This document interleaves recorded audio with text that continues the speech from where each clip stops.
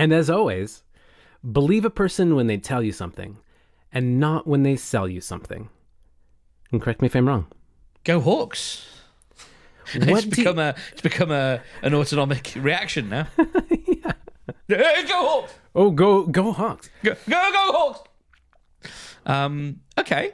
Tell me all about that then. Oh, just I don't know. I've heard the saying, "Believe a person when they tell you something."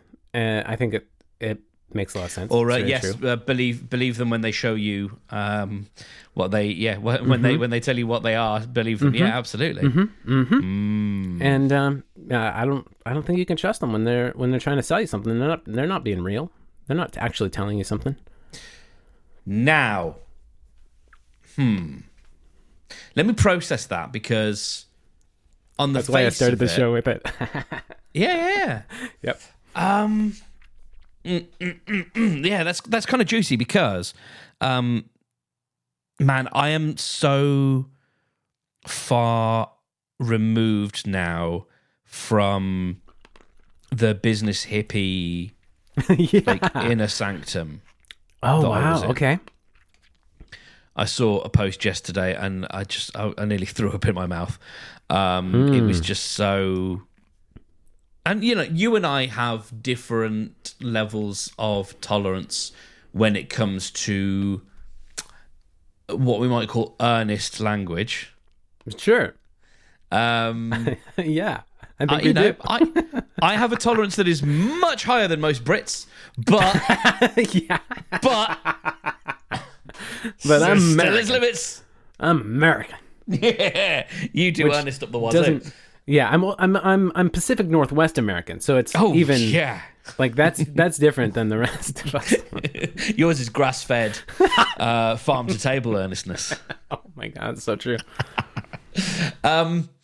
So yeah, like I read a post yesterday from that organisation with which I am less and less affiliated, and I was just like, oh, I can't do this anymore. And so the doctrine from that organization is very much, no, you should be able to sell things, and selling is, there's even a book that's called, I think, To Sell is Human. It's all about the twisting the definition of sell. Okay. Basically to fit a moral, to make people feel okay about selling. And there's a nice example. It's a cute example. And it's, if you're a parent, you quote unquote sell bedtime to your kid every day. Well, that's not a great way to do it. But what was that? Well, that's not a great way to do it, but okay. And that's like, you've got to convince, you've got to, say, here's all the great reasons you should go to bed. Right there. Sorry. I'm learning everything from Margaret through her Montessori teacher training, and it's like, oh, sure. But okay, yeah, carry on. That's what we do. Yeah, but then that's what we do for between sure. Montessori training and parenting, because the Montessori teachers get to give the kids away at the end of the day. Well, no, I mean, she's learning about childhood development. Oh, sure, yeah. But we all grew up not wanting to go to bed because going to bed was boring. And we all had to be told to go to bed. Basically, sure. So the book goes into and it's like there's this whole culture of if you're in the photocopying department, you're in sales. If you clean the telephone, you're in sales. And it's all this, because best foot forward and represent the company and all that bollocks. And there's something about meeting a guy at a janitor at NASA, and Buzz Aldrin coming up to him and he's like, you keep the rockets running, or something like that. And it's like, okay, all right. Some pinches of salt applied. That one I can actually get behind. Yeah. I mean, because it doesn't run without everybody involved. Yeah, exactly. And they're all doing it. Yep. Yeah. Yes, let's not throw the baby out completely with the bathwater. Yeah, and so for me, I feel like, yeah, so all of those people are complicit in whatever evil is also going on in whatever company, if they are, I feel like Amazon or whatever. But carry on. I think the word, because there are subtle differences in our language, and I think one of the words where there is a subtle difference is the word scheme. Because in British English, Okay. a scheme is not inherently bad. It's just a plan. Or it's Sure. So you might have a childcare scheme, which is go away for 6 weeks and do some activities, while the parents can have a holiday, whatever. Yeah. Whereas scheming and all that kind of stuff in American, slightly different.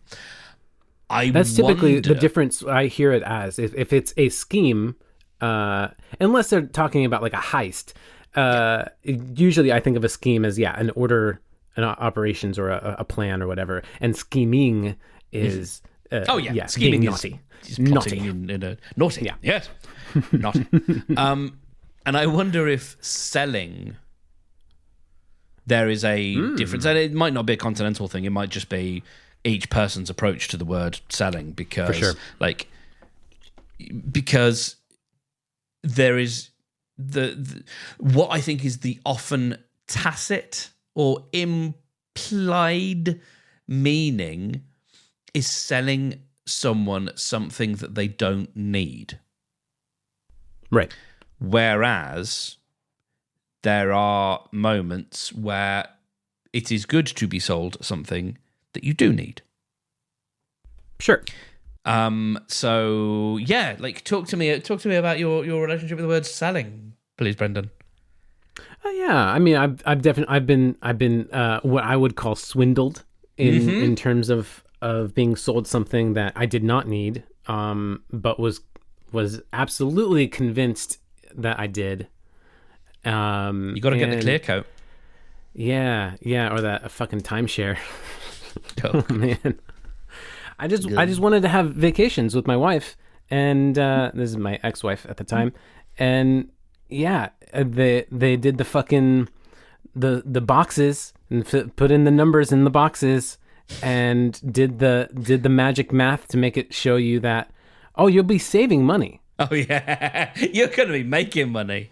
Yeah. Totally fucking worked on me. It's gonna cost you not to sign this deal. As soon as I walked out the door, I was fucking pissed.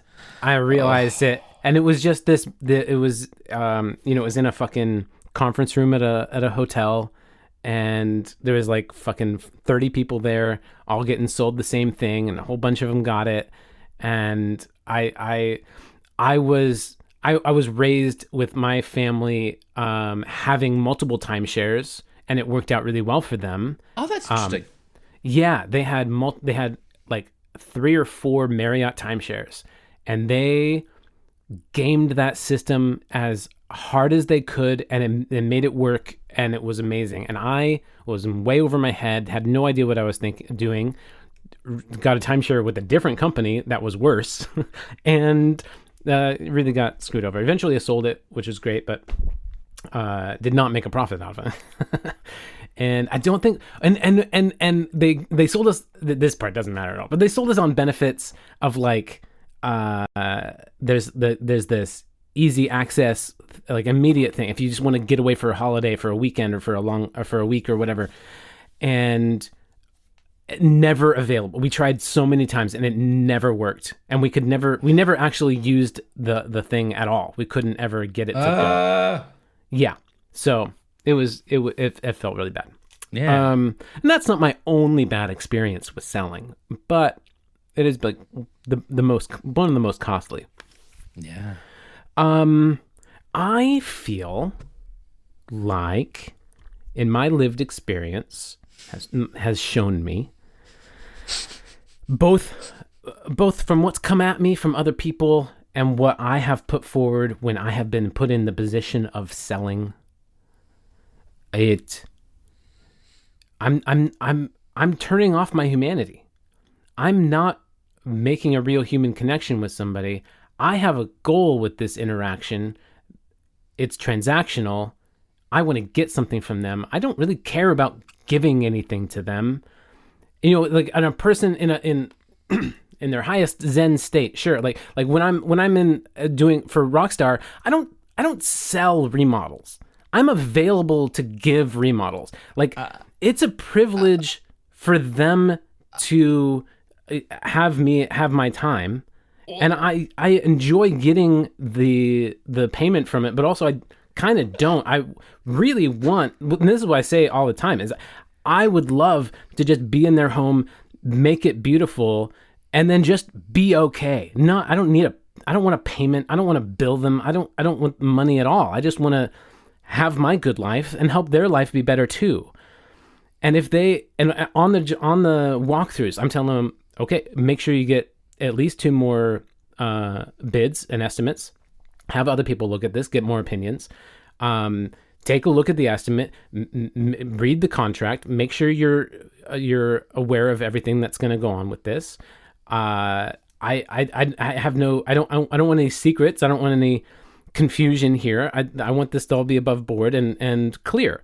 And if you want this, I would love to help you with it.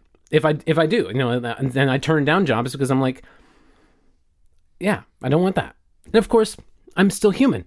With the infamous project that started this show, I was really excited by that price tag because honestly, a big part of it was because it was insurance money. I was excited because it wasn't a person's money. I don't give a shit about the corporation of an insurance company. And they're constantly stealing money already. So, happy to have that flow back into the economy instead of in the pockets of whoever. I don't know. Does that answer your question? You and I do business in similar ways, I think. Yeah. And have similar values. I think so too. But there is still there's a sales pitch. It's an honest pitch. Sure.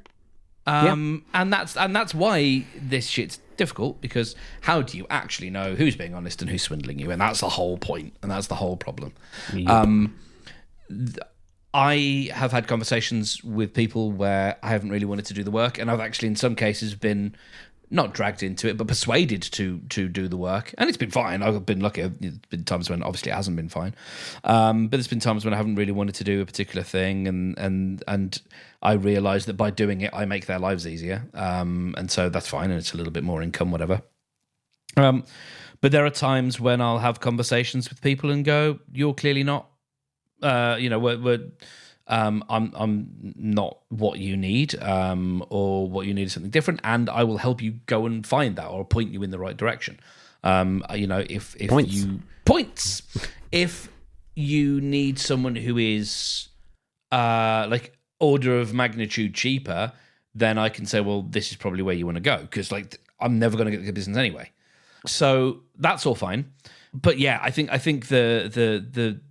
it's trust. And the thing about the work that you and I do versus big business, whatever, is for us, it has to be built on trust. We've got to build that, or establish, that was the word I was looking for. We've got to establish that trust, because otherwise the person on the other end of that sales pitch has no data to go on. We were talking about sales. We're talking about trust. What do you call? Whoa! Stop asking me things. There you go. I figured, because sometimes it helps to get your mind off of the thing you were going to do. Yes. So I was just trying to help with a little joke. Please do. What do you call a cute belt that you're not sure is going to hold up your pants? A waste of time? I don't know. Come on. Oh, that's a good one. I like that. But I would say they're pretty suspenders. No. Yeah, it's worked on 2 others. They loved it. Carl laughed for like 2 minutes. No. Yep. That's a good one. Oh. Oh, fuck. I can never find the right one. No. Yes. No. Yes. No. Finally got the applause. Oh, I mean, that one will do. Right. That's the one we want. I'll take it. Cricket, clapping for me. That's the one we want. Crickets is still an audience, right? Mm-hmm. Yeah, so I don't think I want to make podcasts anymore, Brendan. Wow, bro. Yeah. Even this one?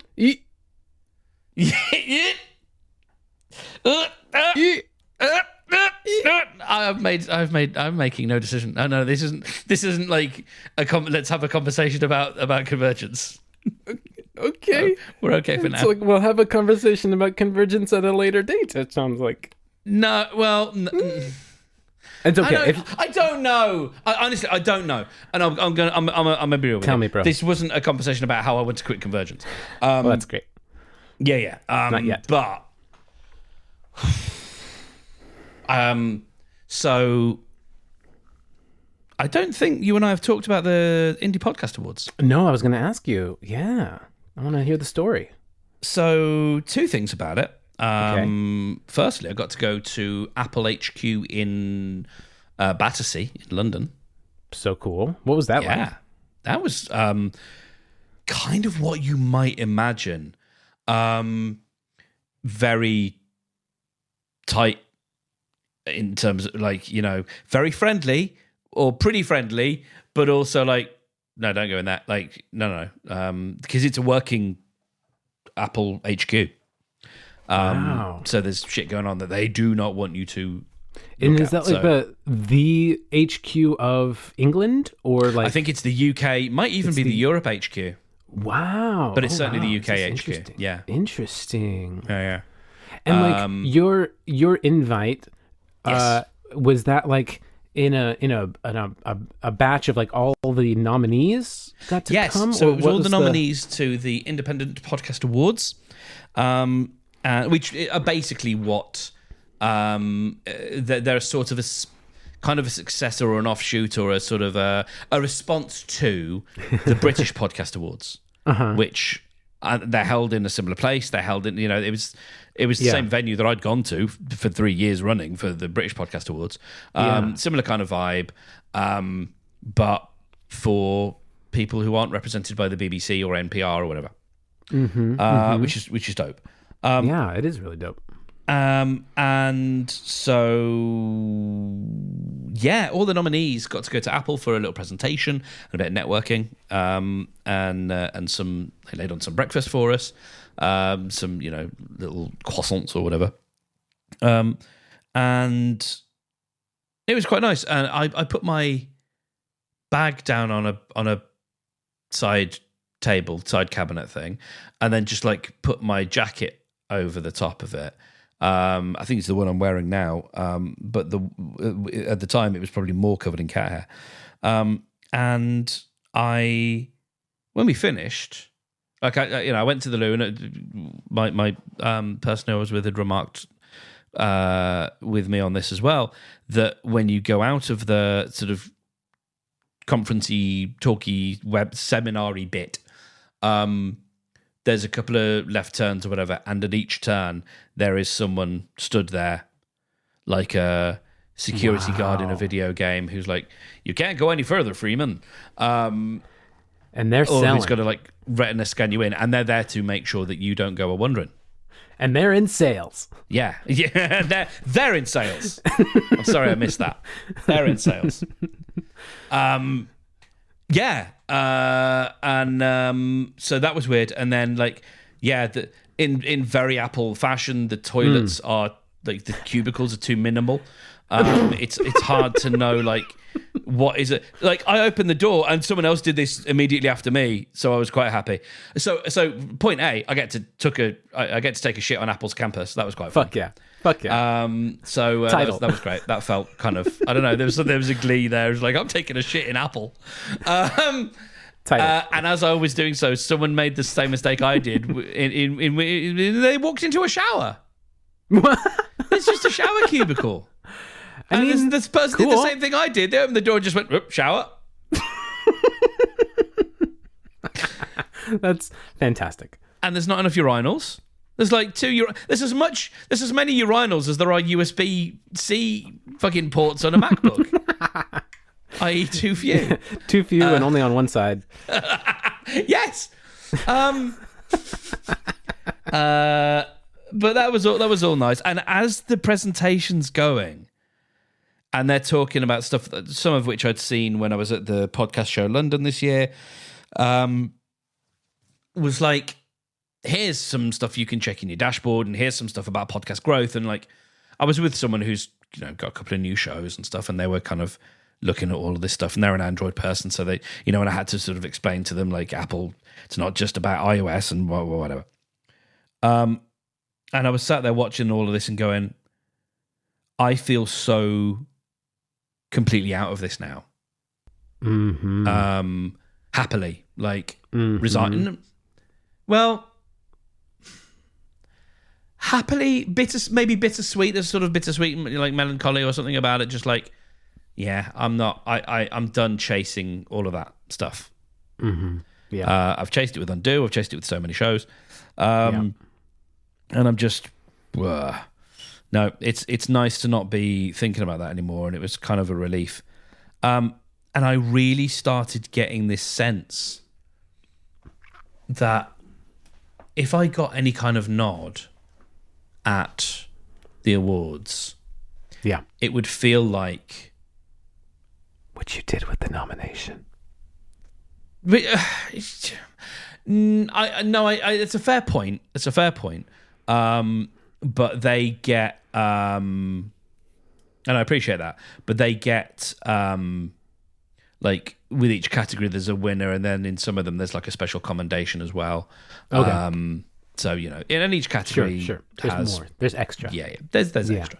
Yeah. And, you know, you can actually win the category. And I didn't really think I'd win. But I was sat there thinking, it's been 15 years of hustle, having a not exactly one-sided relationship, but knowing, and I think I said this to my friend I was with, knowing that I've always loved podcasting more than it's loved me. And that was always the case with, like, I loved Twitter back in the day. And I always felt like, that was slightly imbalanced as well, and I could never give it what it wanted. And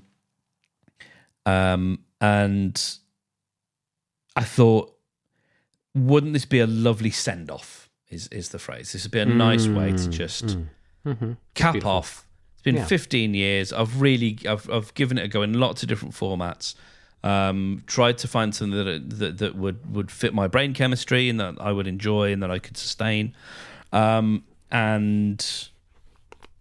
I thought, you know what? That would feel nice, because I wouldn't have any big promotion to jump off of it. Like, it wouldn't mean that much. It wouldn't be like a great big thing to do. It'd be lovely to walk away and say, you know what? It took me 15 years, but I got an award.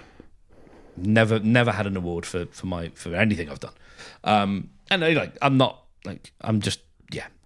talking about luck and having won things out of luck. I'm talking about your work being rewarded. Sure. So, I mean, that's not entirely true, but that'll do. Yeah. So that's how it feels in the moment. Yeah. What I meant by that is I've come a runner-up in a competition for my, using my brain to do a thing for a competition, but nothing that I've spent 15 years doing is what I mean. Yeah, I get you. I get you. So we have a pretty decent day, quite a few drinks and some food. We get to the venue, and just because the weird way it shook out is the person I was with was a judge, completely separate from me knowing this person. It just turned out that they were also a judge, so they were going to be going anyway. Funny, yeah, weird, like crazy weird. Yeah, and not of your category. No. So as it happened, we were sat, like, they got special seating, like right near the front, and because one thing led to one thing and another.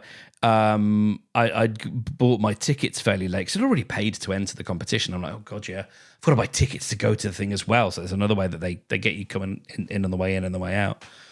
And so I was right at the back of this quite small little auditorium, and sat through quite a lot of categories, and then mine comes up.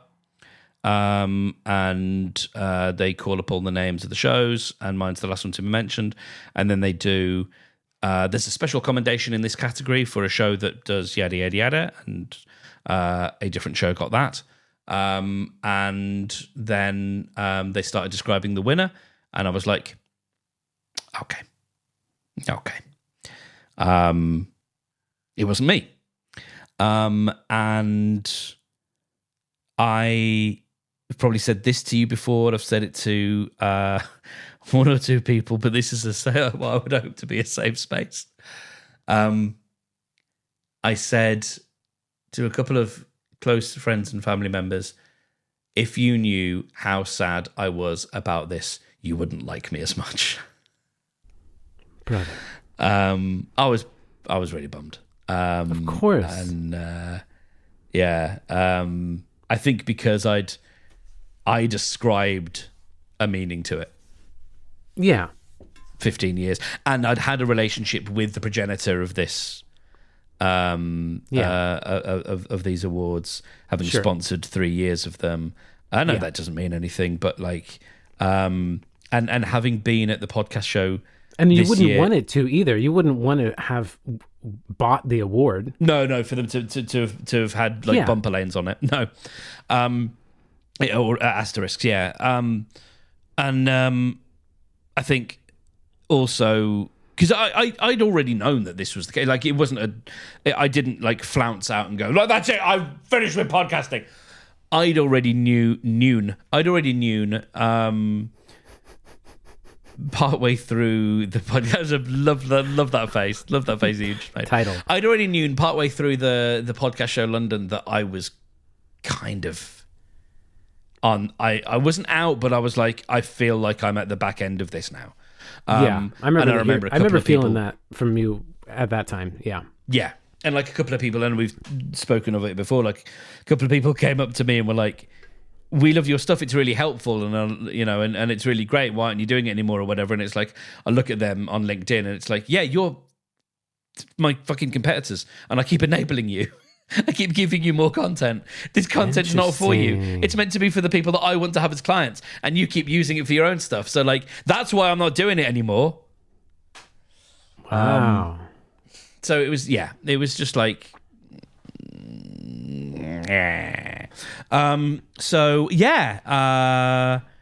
We were going to be rushing to catch a train, which we managed to do. So we didn't have very long at the sort of after party, but it was so loud and crowded and overstimulating. I just couldn't be in there, and I was bummed as well. So like, I had no intention of networking. I had no one to network with. Sure. So I let my friend do that, and I just sat for a few and just read the internet for a bit until it was time for us to go. Mm-hmm. Are you getting close to the end of the last chapter of the internet yet? Getting there. I keep bumping to the bottom of TikTok, but they just keep managing to shovel more content just underneath the bottom. They keep finding a new layer. Found a great one this morning actually. That is was exactly the right video that. Not like exactly the right time, but like had I discovered this video a few years ago, man, would have changed a lot because it's all about intrusive thoughts and autonomic reactions to intrusive thoughts. Interesting. Yeah, and like called out some very specific stuff that I was like, oh, that directly correlates with my experience, and you've just told me it's fine. Nice. Validated. Yeah. I thought it was okay, but I didn't like to. I worried about it all the time, but now you've said it's a thing and other people experience it. Oh, okay, good, great. I'm pretty sure there's very little in the span of human existence that is wholly original. Yeah, I'm pretty sure it's all normal. Yeah, it's on a bell curve, isn't it? Mm-hmm. I should have known my last wannabe therapist wasn't necessarily the sharpest tool in the box when he didn't know what bell curve was. Okay. Anyway. Ring the bell. Lots of people don't know what bell curve is. It's fine. It's fine. So yeah, I I've had a number of thoughts, and they all keep coming back to the same thing of like, yes, but you know the past, so you can use the past to predict the future. And one of them was, and I'm not 100% convinced, but last night I was pretty damn close to it.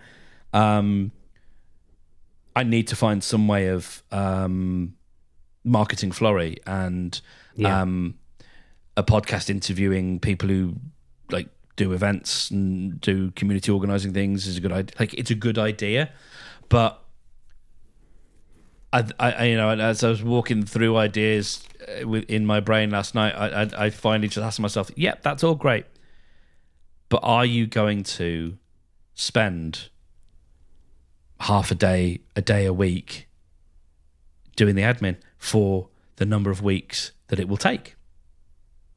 For Flurry or for podcast? For the podcast for Flurry, when you're also trying to build Flurry. Right. Okay. And it wasn't something to be done now. It was something to be done when the major sort of build of Flurry is done, and there's no new like features that absolutely have to be built. Because that would be insane, and I don't have the time. No. But it was, you know, it was just one of those thoughts of just like, I kind of spooled forward like 12, 15 weeks.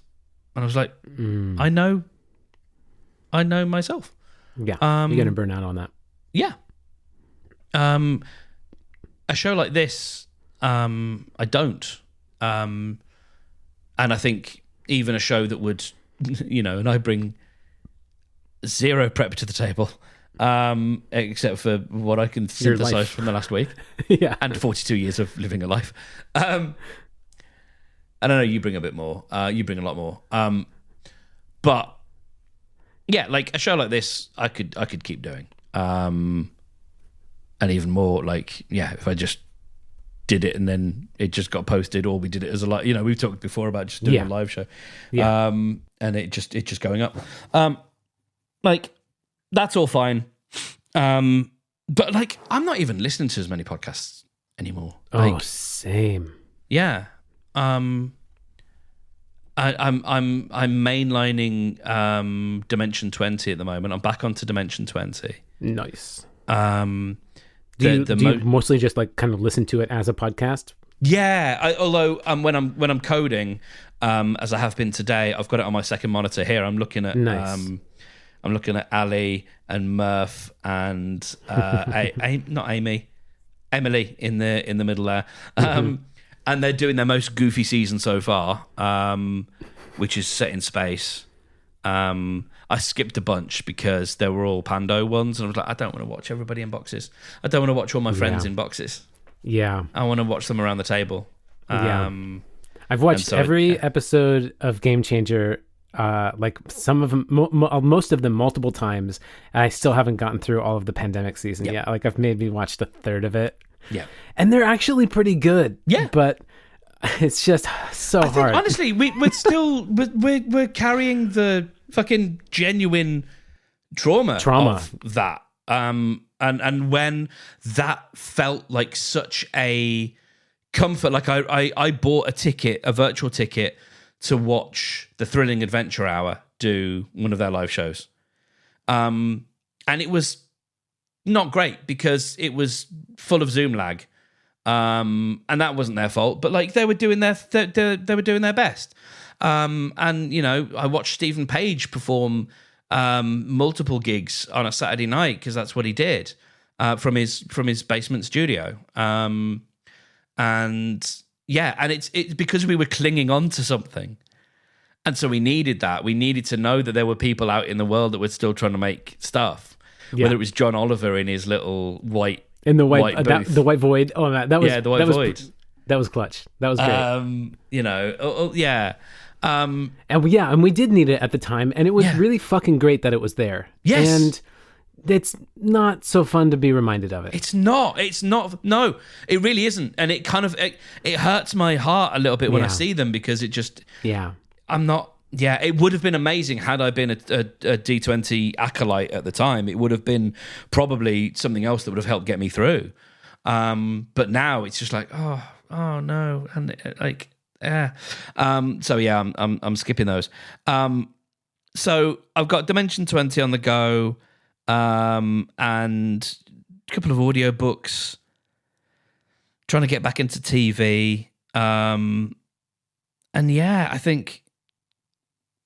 I've been thinking about rediscovering music again. Hell yeah! And trying to find my way back into music. Like, back in the day, that's what I listened to. Before I exclusively moved to podcasts, which was I don't know when, 15 years ago probably. It's so strange. Like, okay, a couple of thoughts actually. One of them was I was thinking about so many. Of the shows, like even the Daily Tech News show, which I still subscribe to and listen to. I'm thinking like, okay, it's all right being informed about some tech stuff that's going on. I might find some useful things here and there, but mostly it's just filling the time. Oh yeah, and it's filling the time while I'm doing other things. So it's not like I'm sat there not doing anything and listening to it's while I'm making breakfast or whatever. It's like first thing I'll put that on and that's what I do. And it's the case with some of the podcasts, some audiobooks, some various things. I'm like, I couldn't tell you what happened. I have no idea. Because none of it's stuck. It's all transient. It's all just in one ear and out the other, and none of it has any traction because it's just there to fill the space. And I'm not as afraid of silence as I used to be. I have this memory of, must have been, 2008, 2007 maybe. What was that?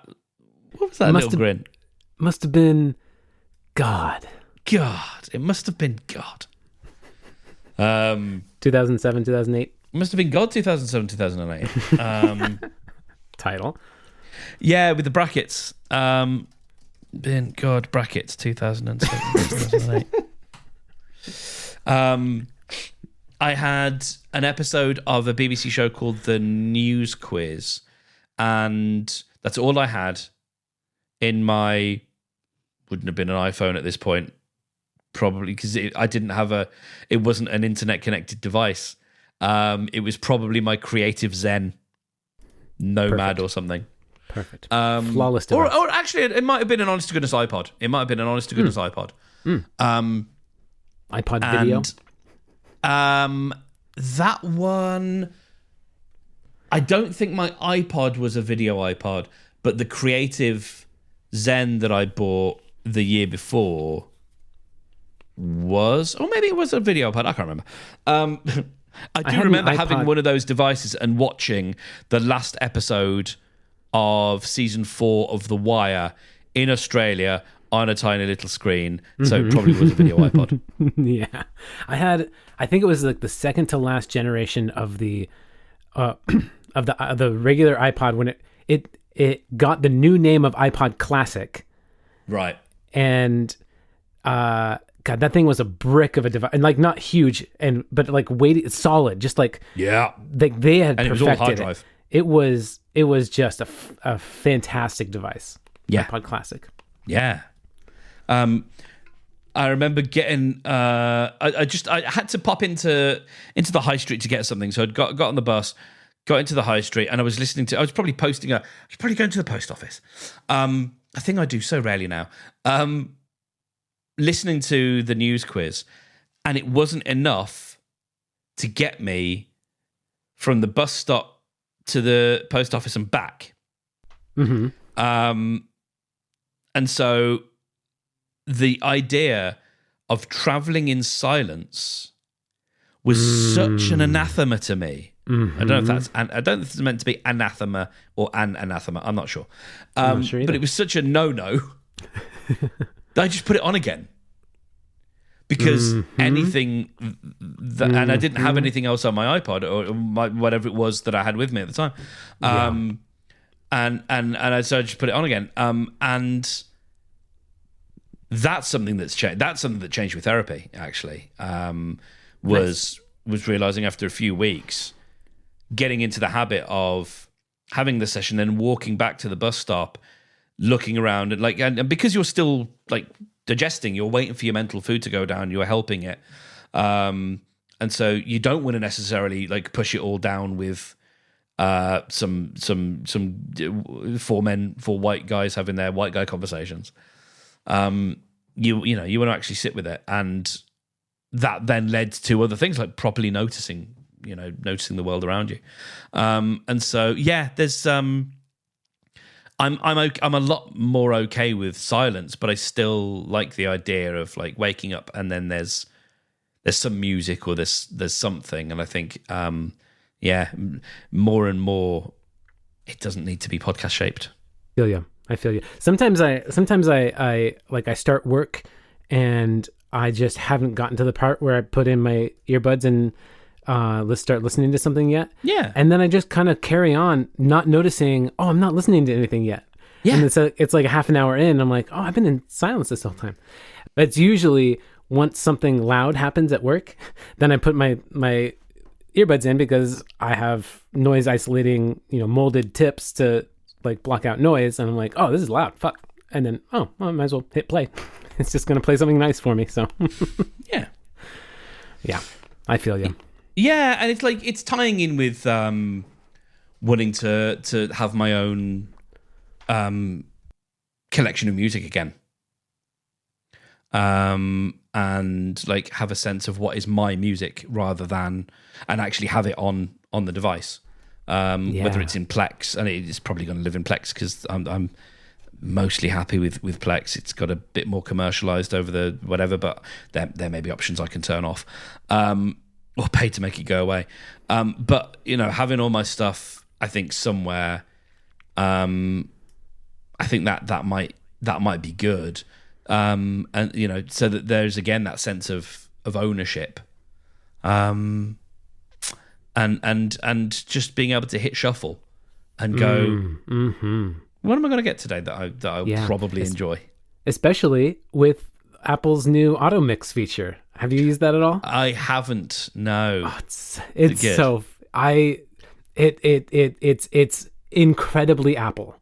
It is finicky and particular and kind of silly and stupid and weird.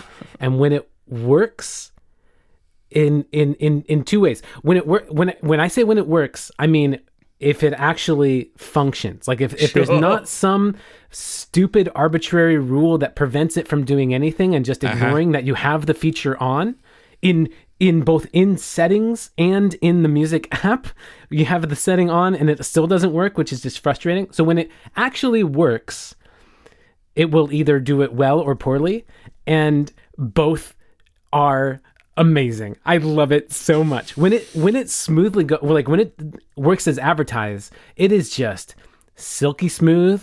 And I love it. I was just talking to Cameron about this. Like the transitions, I love listening to music mixes, like hour-long mixes of people DJing sets.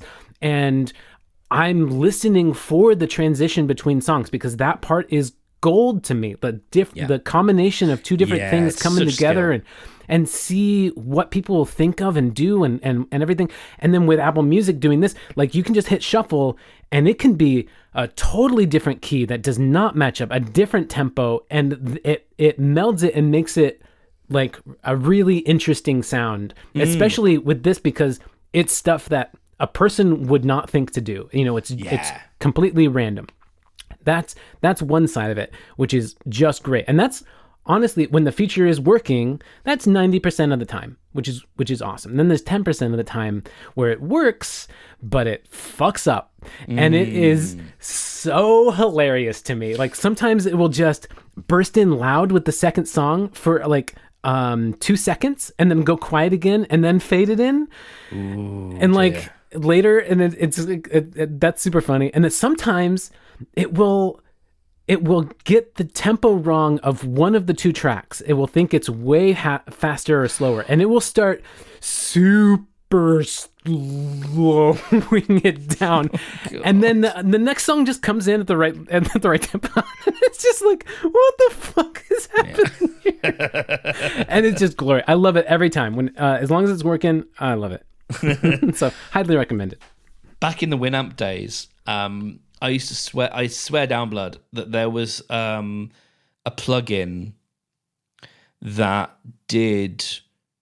I always felt, and I think my memory is probably massively rose tinted, but in my memory, it seemed to know when, like, it wasn't doing like beat matching or key matching or anything like that, but it seemed to know what when song a song would sound good, faded out versus when it had a sudden stop. So it wouldn't just like automatically just fade at an arbitrary point and then put the next song in. Like, it did crossfading in a really elegant way. Nice. And like how much of that I don't know is actually happening. Or if it was just a lot simpler than I realized. But like, yeah, I loved that it used to be a really, really good plugin. I mean, the hours I used to spend just sitting listening to stuff on Winamp. Kicks the llama's ass. Really does. It really does. Yeah. I also, speaking of music, I got a note from a fan that they would love to hear Tune Tumult again. There's a tiny outcry. I don't know if and I told them this. I don't know if I have, like, I fucking loved it, and I love it, and I want to do it again. I don't know if I have it in me. I don't know. If you were thinking about that this morning? I was thinking about Tune Tumult. Yes. Fuck yeah. I don't. I'm so proud of those songs. Yeah. I ain't got the because that was pre-running a fucking singing group where every week I have to give something that isn't fairly new now, by the way, is I'm making backing tracks. Amazing.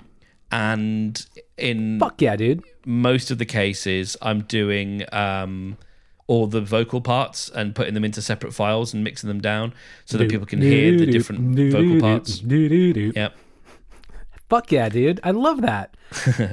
I'm excited for your holiday show, dude. Yeah, man, it's gonna be cool. There was I leveled up a skill. Hell yes. On Friday. I haven't even told you about Saturday yet. Oh gosh, I'm tired already. I leveled up a skill.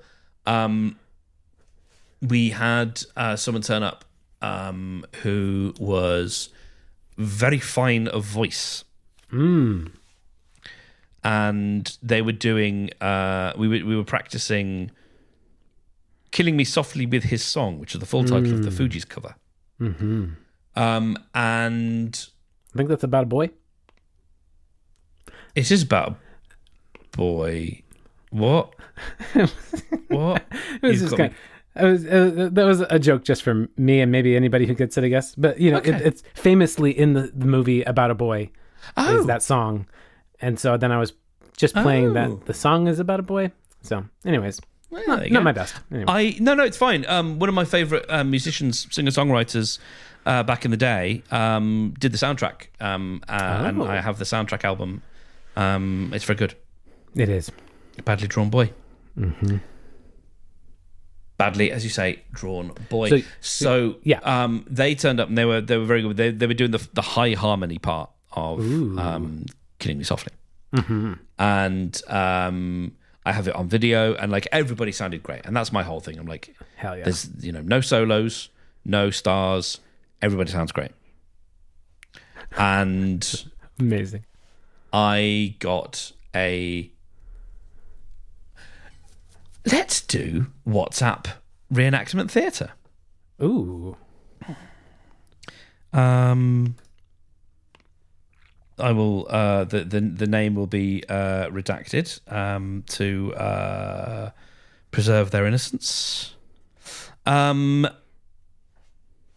Here we go. Welcome scrolling to up. Oh, here we go. WhatsApp Reenactment Theater. Please silence your cell phones and your watch. and sit back and enjoy. No flash photography. So I'd packed up and a few people had gone to the pub, but I hadn't because I'm still feeling ropey, so I wanted to go home. But as I was walking home, my phone started pinging me, and I'm still trying to find the actual beginning of it. Oh my word. Okay, I think. Oh my God, there's so much. Here we go. Right. Okay. Who is the last minute ringer you've brought in so that we? Oh yeah, okay. I need to set up a bit of lore, LORE, in the C9D universe. As you will know, just because it's I think it's humor that you get as well. Because we're doing the end of year show. I keep talking about us either getting to regionals or saving the rec centre. Nice. And so that's just have that in your head as we read through this. Who is the last minute ringer you brought in so we could get to the championships? So that's this person, and I say, fucked if I know, but I think they've joined the WhatsApp group. Nope, false alarm. We'll never know. I love saying that. We'll never know. No, well, no, it's not. It's not knowable. Unknowable. Their reaction. Our ears serenaded. Our spirits inspired, our hackles up. Not many people make me feel like I used to. Not many people make me feel like I need to get back in my box because I'm not enough. She may well be back. So what we're starting to build to here is a sense that this new person has arrived and to somewhat set the cat among the pigeons. Okay. I was thinking, there are some football people, is life. There are some people who are, and I'm not fully getting it yet. Okay. I'm taking you through the journey, right? I can see. Okay. Not many people make me feel like I need to get back in my box because I'm not enough. And then she may well be back, and I reply with, hopefully. And then she says, you did basically call her a deity, which I think was misunderstood. I was giving everybody praise, and I think that was taken as like very pointedly at this new ringer. It's like, well, not really, because I'm not about singling people out here. Yeah. But I mean, I'm sure I would have like said, hey, sounded great over there, whatever. And so, you basically got it right. And so I replied with, it wasn't just her, mate. Everyone brought it. To which she replies, well, whatever she was doing, I must certainly try and learn the harmony. So I replied, she was essentially singing the bit in the Drive, but better, meaning the Google Drive where I store all the different parts. I'm saying, like, she's basically just singing the part that I demonstrated to people, but she was doing it a little bit better. And then so this person replies with, yeah, exactly, a ringer, which is now the accusation that she's been brought in as some sort of third party. So I reply with, how else are we going to get to regionals? With which I'm greeted with a fuck you. And at that point, I'm thinking, okay, cool, done, right? Done. No, it's not done. We're awful, I know. Utter bitches. But we're off kilter a bit. Listening in awe, I guess. Obviously would never say to anyone, but my Uber full of pals and you. And apparently it was someone else who brought it up. So it's still happening. And so I reply with, because I'm still not really, I'm not fully getting it or engaging. I'm like, I thought we just had a nice evening. You know what I mean? Sure. And I'm like, your nose does seem to be out of joint, but like, I don't know what you want me to do. You know what I mean? Like, what is it? I don't know what you want me to do. I can't bring them back in. And I can't tell them to not come again because their voice is too good. So like, what is it? So I just said, like, if you can imagine me shrugging as I type this. Yeah. It's nice to meet new people. And she says, yes, of course. But when they're so good, it makes the rest of us weep a little bit. At this point, I take 3 minutes to get home and compose my message because I'm nearly home. And then I think, okay, I finally understood. And I just reply with, no one can upstage the original back row because these are people who always, when they come in, they always stand at the back. Nice. And I was like, that's, and it was greeted with, you say all the right things. So like, yes, okay, there you go. Yeah. Clearly what was called for in this moment is diplomacy, because it's such an interesting thing of like, all right, I get it. Like, you know, and I would definitely feel like if someone came up and pushed me out, not pushed me out of the way, but like on the piano was like, oh, I know how this bit goes, and then played an absolute blinder, I'd be like,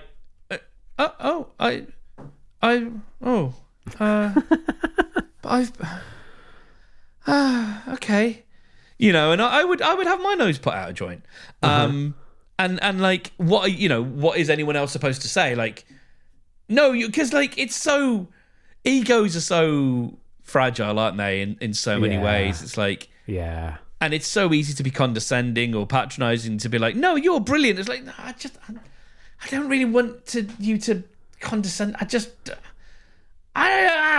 wanted you to recognize that I didn't like it. And it's like, no one's done anything wrong. No one's the baddie, but I just didn't like it, you know? And that's completely fair. And so the diplomatic thing is to be like, I hear that. But you know, you'll always be my first love.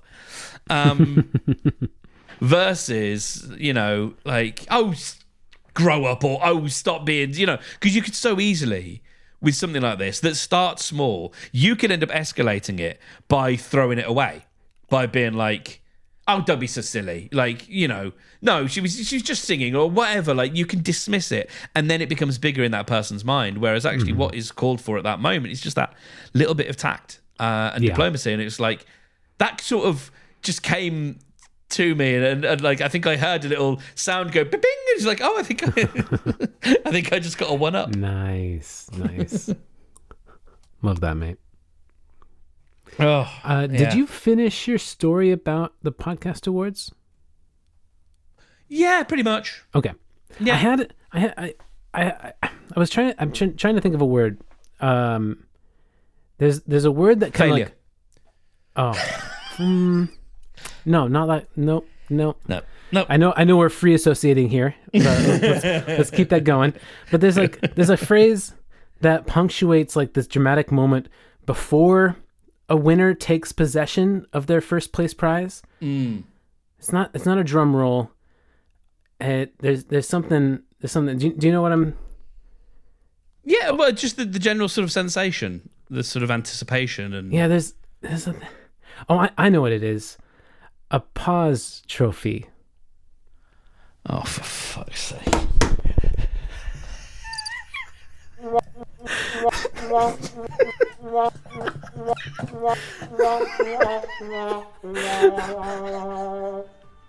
Get out.